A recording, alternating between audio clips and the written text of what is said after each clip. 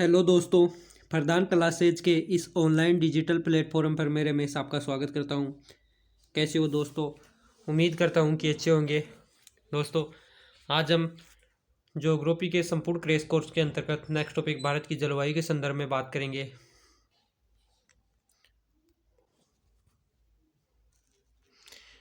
तो देखते हैं भारत की जलवायु कौन सी है और इसको प्रभावित करने वाले कारक कौन कौन से, क्या कारण है। तो आगे चर्चा करते हैं। तो इसमें देखते हैं कि जलवायु किसे कहते हैं। पहले तो ये देखते हैं। तो जलवायु कहते हैं किसी स्थान विशेष की वायुमंडलीय दशाओं को जलवायु कहते हैं। जो भी कोई स्थान विशेष होता है वहाँ की जो वायुमंडलीय दशाएं होती है उसी को जलवायु के नाम से जाना जाता है। आगे कि मानसून किसे कहते हैं। मानसून इसकी उत्पत्ति अरबी के मौसम सबसे हुई है, जिसका शाब्दिक अर्थ है ऋतुनिष्ठ परिवर्तन। जो ऋतुओं के अनुसार जो परिवर्तन होता है उसे ही मानसून कहते हैं। आगे भारतीय जलवायु को प्रभावित करने वाले कारक कौन कौन से हैं। पहला है भारत की स्थिति और उच्चावच। आगे है कर्क रेखा और भारत के मध्य से गुजरना, मतलब कर्क रेखा जो भारत को दो भागों में डिवाइड करती है वो भी भारत की जलवायु को प्रभावित करती है। आगे है उत्तर में हिमालय और दक्षिण में हिंद महासागर की उपस्थिति। आगे है पृष्ठीय पवनें और जेट वायुधाराएं। ये भारतीय जलवायु को प्रभावित करने वाले प्रमुख कारक हैं चार। आगे है मानसून की उत्पत्ति के कारण। मानसून की उत्पत्ति के कारण है जल व थल का असमान रूप से गर्म होना, मानसून की उत्पत्ति का प्रमुख कारण है। आगे ग्रीष्म ऋतु में थलीय भाग अधिक गर्म होते हैं, जिससे थल में निम्न दाब का क्षेत्र बनता है। फलतः अधिक दाब की पवनें निम्न दाब की ओर प्रवाहित होती है। मतलब जो ये अधिक दाब की पवनें हैं वो निम्न दाब की ओर प्रवाहित होती है। ये पवनें समुद्र की ओर वर्षा जल लेकर आती है। फिर ये जो पवनें हैं वो समुद्र की ओर से वर्षा जल लेकर आती है, जो कि यहाँ पे जो ये भारत का दक्षिण का जो प्रायद्वीपीय भारत है, यहाँ से ये बंगाल की खाड़ी हो गई, इधर अरब सागर हो गया या हिंद महासागर हो गया, तो ये पवनें है ना यहाँ से वर्षा जल लेकर जाती है इधर की ओर। आगे है मानसून की उत्पत्ति के संबंध में जो तथ्य है वो निम्न प्रकार से है। पहला है उष्णकटिबंधीय भाग में स्थित भारतीय उपमहाद्वीप मानसूनी प्रकार की जलवायु है। यहाँ पर मानसूनी प्रकार की जलवायु है। आगे है अगला जो तथ्य है वह मानसून मूलतः हिंद महासागर और अरब सागर की ओर से भारत के दक्षिणी पश्चिमी तट पर आने वाली हवाओं को कहते हैं, जो कि भारत, पाकिस्तान एवं बांग्लादेश आदि में बारिश वर्षा करती है। जो मानसून है ना वो जो प्रायद्वीपीय भारत का होता है, इधर जो बंगाल की खाड़ी हो गई, इधर अरब सागर हो गया, इधर हिंद महासागर हो गया, तो यहाँ से जो पवनें चलती है उन्हीं को मानसून के नाम से जाना जाता है। जो दक्षिणी पश्चिमी तट है यहाँ पर टकराती है ये पवनें। आगे है भारत में मानसून के दो प्रकार है। दक्षिणी पश्चिमी मानसून जो जून से सितंबर वर्षा काल एवं उत्तरी पूर्वी मानसून जो दिसंबर या जनवरी शीतकाल में होता है, जिससे अधिकांश वर्षा दक्षिणी पश्चिमी मानसून द्वारा होती है। अगला है भारत की कुल सालाना जल वर्षा का करीब 3/4 भाग मानसूनी वर्षा से प्राप्त होता है। भारत में जो अधिकांश वर्षा होती है वो मानसूनी वर्षा होती है। आगे है मौसम वैज्ञानिक विश्लेषण के लिए संपूर्ण भारत को 35 उपमंडलों में विभाजित किया गया है। जो मौसम विज्ञान के अनुसार जो भारत का जो वैज्ञानिक विश्लेषण के अनुसार भारत के भूखंड को 35 उपमंडलों में विभाजित किया गया है। आगे है मानसून वर्षा का अधिकांश भाग वर्षा के 4 महीनों जून से सितंबर के बीच होता है। जो भारत में जो अधिकांश वर्षा होती है वह जून से सितंबर महीने के मध्य होती है। आगे मानसून का अधिक प्रभाव पश्चिमी घाट तथा पूर्वोत्तर हिमालयी इलाके में होता है, जबकि पश्चिमोत्तर भारत में बहुत शून्य वर्षा होती है। पश्चिमोत्तर जो भारत में अधिकांश वर्षा होती है वह पश्चिमी घाट एवं पूर्वोत्तर हिमालय में होती है, जबकि जो न्यून वर्षा होती है वह पश्चिमोत्तर भारत है, जो कि राजस्थान का मरुस्थलीय भाग आता है उसमें होती है। वह बिल्कुल शून्य के बराबर या न्यून वर्षा होती है। आगे मौसम का फटना किसे कहते हैं। तो आर्द्रता से परिपूर्ण दक्षिणी पश्चिमी मानसून, जो ये दक्षिणी पश्चिमी मानसून होता है वह आर्द्रता से परिपूर्ण होता है। आर्द्रता से परिपूर्ण दक्षिणी पश्चिमी मानसून पवन स्थलीय भागों में पहुंचकर बिजली के गर्जन के साथ तीव्र वर्षा कर देती है। अचानक हुई इस तेज बारिश को मानसून का फटना कहते हैं। जो दक्षिणी पश्चिमी मानसून व स्थलीय पवनों के साथ पहुंचकर बिजली की गर्जन के साथ जो अचानक वर्षा करता है या तेज जो बरसात होती है उसे मानसून का फटना कहते हैं, या जिसे बादल का फटना भी कहते हैं। आगे है मानसून का परिच्छेद, यानी कि मानसून के परिच्छेद से क्या तात्पर्य है। यह दक्षिणी पश्चिमी मानसून के वर्षा काल में जब एक या अधिक सप्ताह तक वर्षा नहीं होती है तो इस घटना के अंतराल को मानसून परिच्छेद या मानसून विभंगता कहते हैं। जो वर्षा का टाइम पीरियड होता है जून से सितंबर के मध्य का, उस वर्षा काल के अंतर्गत अगर किसी सप्ताह या बीच के अंतर्गत जो वर्षा का गैप हो जाता है, यानी कि एक सप्ताह के अंदर वर्षा न होना बीच के अंदर, उसे मानसून का परिच्छेद या मानसून विभंगता कहते हैं। आगे है लू किसे कहते हैं। ग्रीष्म ऋतु में भारत के उत्तर पश्चिमी भागों, जो कि राजस्थान का मरुस्थलीय भाग आता है, दोपहर के बाद चलने वाली शुष्क एवं गर्म हवाओं को लू कहते हैं। जो गर्मियों के टाइम जो जून महीने के अंतर्गत जो गर्म पवनें चलती है मरुस्थलों के अंतर्गत, उसे लू के नाम से जाना जाता है। ये अधिकतर राजस्थान के गंगानगर स्टेट में चलती है। इसके प्रभाव से कई बार लोगों की मृत्यु भी हो जाती है, इतनी गर्म होती है। आगे है काल वैसाखी किसे कहते हैं।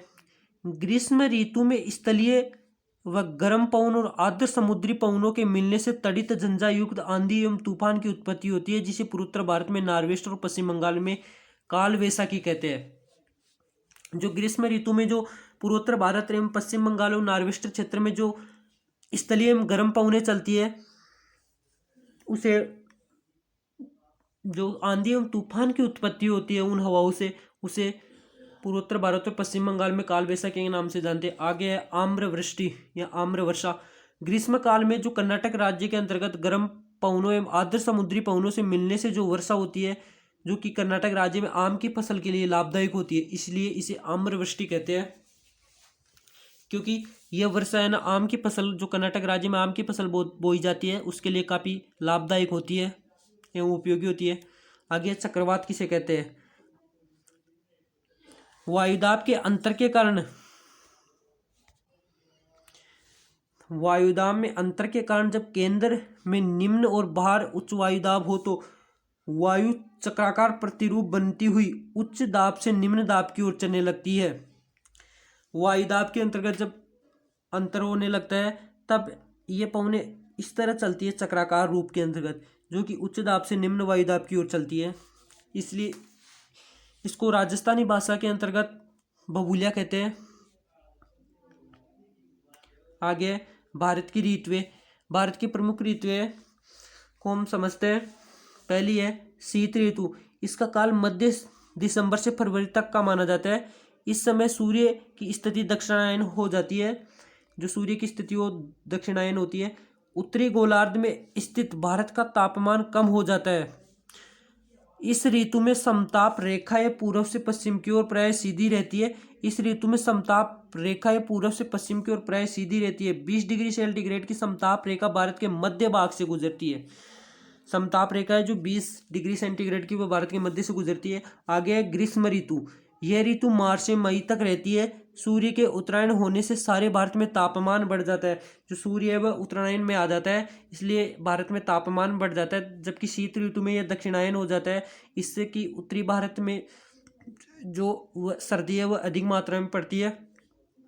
आगे इस ऋतु में उत्तर और उत्तर पश्चिमी भारत में दिन के समय तेज गर्म एवं शुष्क हवाएं चलती है, जिसे लू के नाम से जाना जाता है, जो मैंने आपको बताया था। इस ऋतु में क्रमश उत्तरायण हो जाने के कारण अंतर उष्ण कटिबंधीय विसरण क्षेत्र, जिसे ITCZ कहते हैं, उत्तर की ओर खिसकने लगता है तथा जुलाई में 25 डिग्री अक्षांश रेखा पर जाता है। आगे वर्षा ऋतु। इस ऋतु का समय जून से सितंबर तक रहता है। इस समय उत्तर पश्चिमी भारत तथा पाकिस्तान में निम्न वायुदान का क्षेत्र बन जाता है तापमान अधिक होने के कारण। अतः उष्ण कटिबंधीय विसरण क्षेत्र ITCZ उत्तर की ओर खिसकता हुआ शिवालिक के पर्वतपाद तक चला जाता है, जो हिमालय का तलेटी प्रदेश है शिवालिक, एवं गंगा के मैदानी क्षेत्र में निम्न वायुदाब बन जाता है। इस वायुदाब को भरने के लिए दक्षिणी पूर्वी व्यापारिक पवनें विषुवत रेखा को पार कर दक्षिणी पश्चिमी मानसून पवनों के रूप में भारत में प्रवेश करती है। यह दक्षिणी पश्चिमी मानसून पवनें दो शाखाओं में विभाजित हो जाती है। आगे हम देखते हैं जो जलवायु का वर्गीकरण है उसके बारे में देखते हैं। तो जलवायु के वर्गीकरण के अंदर कोपेन का जलवायु वर्गीकरण महत्वपूर्ण है, तो हम इसी के बारे में चर्चा करते हैं।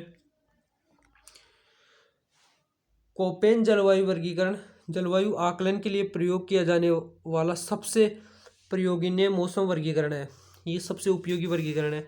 इसका विकास जर्मन मौसमवेत्ता व्लादिमीर कोपेन ने किया था 1900 के अंतर्गत, सन 1900।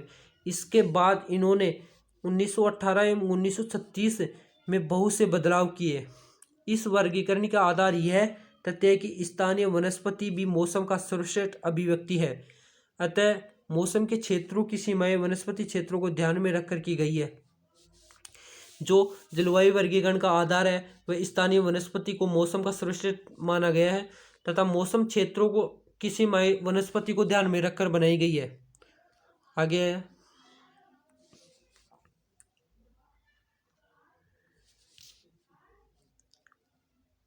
कोपेन ने जो जलवायु का वर्गीकरण है वह 5 समूहों के अंदर किया है। पहला है उष्णकटिबंधीय, दूसरा है शुष्क शीतोष्ण, आगे महाद्वीपीय एवं शीतल हिमवन, और 5वां है ध्रुवीय। ये 5 भागों में किया गया है, जिसमें 4 तापमान के आधार पर तथा 1 वर्षण के आधार पर बनाया गया समूह है। आगे है तो इन समूहों को मैंने सारणी के माध्यम से समझाने की कोशिश की है। तो जो पहला समूह है वह उष्णकटिबंधीय आर्द्र जलवायु का समूह है। इसके लक्षण है सभी महीनों का जो औसत तापमान है वह 18 डिग्री सेल्सियस से अधिक रहता है। जो इस प्रदेश में है वह सभी महीनों का औसत तापमान 18 डिग्री सेल्सियस से अधिक रहता है।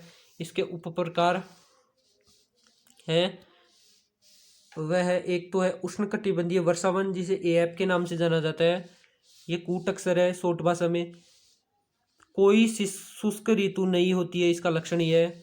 अगला जो उप प्रकार है वह उष्णकटिबंधीय मानसून का है के नाम से है। इसका कूट प्रकार है एएम।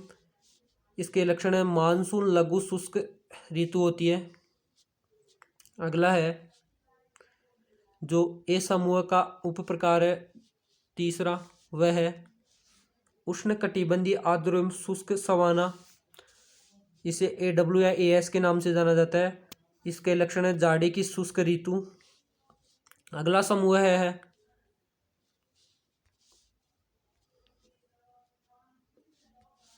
बी समूह है, इसे शुष्क जलवायु के नाम से जाना जाता है। इसके लक्षण है वर्षा की तुलना में विभव वाष्पीकरण की अधिकता होती है। इसके उपप्रकार है उपोष्ण कटिबंधीय स्टेपी, जिसे बीएसएच के नाम से जाना जाता है। इसके लक्षण है निम्न अक्षांशीय शुष्क अर्ध शुष्क प्रदेश। आगे है उपप्रकार उपोष्ण कटिबंधीय मरुस्थल, जिसे बीडब्ल्यूएस के नाम से जाना जाता है। इसमें निम्न अक्षांशीय शुष्क प्रदेश होता है। आगे मध्य अक्षांशीय स्टेपी प्रदेश, जिसका कूट प्रकार है बीएस के। यह मध्य अक्षांशीय शुष्क अर्ध शुष्क क्षेत्र होते हैं। आगे है उपप्रकार जो बी समूह का उपप्रकार है वह मध्य अक्षांशीय मरुस्थल, जिसे बीडब्ल्यू के नाम से जाना जाता है। यह मध्य अक्षांशीय शुष्क होता है।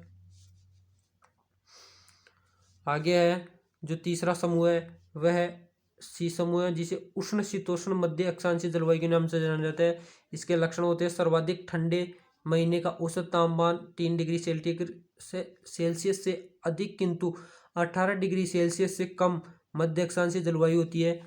इसके उपप्रकार है आर्द्र अर्ध कटिबंधीय जलवायु, जिसे सीएफए के नाम से जाना जाता है। इसके लक्षण होते हैं मध्य अक्षांशीय शुष्क एवं अर्ध शुष्क। आगे है इसके उपप्रकार भूमध्य सागरीय जलवायु, जिसे सीएसए के नाम से जाना जाता है। ये शुष्क गर्म। अगला उपप्रकार है महासागरीय जलवायु, जिसे सीएफबी के नाम से जाना। इसके लक्षण होते हैं कोई शुष्क ऋतु नहीं, कोष्ण और शीतल ग्रीष्म होती है। अगला समूह है डी, जिसे महाद्वीपीय शीतल हिमवन जलवायु के नाम से जाना जाता है। इसके लक्षण होते हैं वर्ष के सर्वाधिक ठंडे महीने का औसत तापमान 0 से 3 डिग्री सेल्सियस के नीचे होता है। इसके उप प्रकार है आर्द्र महाद्वीप जिसे डीएफ के नाम से। इसके लक्षण है कोई शुष्क ऋतु नहीं, भीषण सर्दी होती है इसके अंतर्गत। अगला उप प्रकार है सुबारिक जलवायु, जो उत्तरी ध्रुवीय उपाध्र प्रदेश के नाम से जाना जाता है, जिसे DW कुटक्सर है। इसके लक्षण है सर्दी शुष्क एवं भीषण होती है। अगला उपसमूह है ई ध्रुवीय शीत जलवायु के नाम से जाना जाता है। सभी महीनों का औसत तापमान 10 डिग्री सेल्सियस से नीचे होता है। इसके उप प्रकार है टुंड्रा, जिसे ईटी के नाम से जाना जाता है। कोई ग्रीष्म ऋतु नहीं होती है, यहाँ पे कोई ग्रीष्म ऋतु नहीं होती है, यानी कि सर्दी रहती है हमेशा। अगला उप प्रकार है वह है हिमटोप, जिसे ईएफ के नाम से जाना जाता है। ये सदैव हिमाचित हिम होता है। तो दोस्तों आज का सेशन ये था, ये थ्योरी का था। अगला जो हम जलवायु का टॉपिक लाएंगे उसके अंदर क्वेश्चंस पे चर्चा करेंगे। तो कमेंट करके बताइएगा कि आपको आज का सेशन कैसा लगा। एवं साथ ही साथ वीडियो को अधिक से अधिक लाइक एवं शेयर कीजिएगा और साथ ही साथ चैनल को सब्सक्राइब भी कीजिएगा। तो आज के लिए इतना ही, मिलते हैं नेक्स्ट सेक्शन में। तब तक के लिए जय हिंद, जय भारत।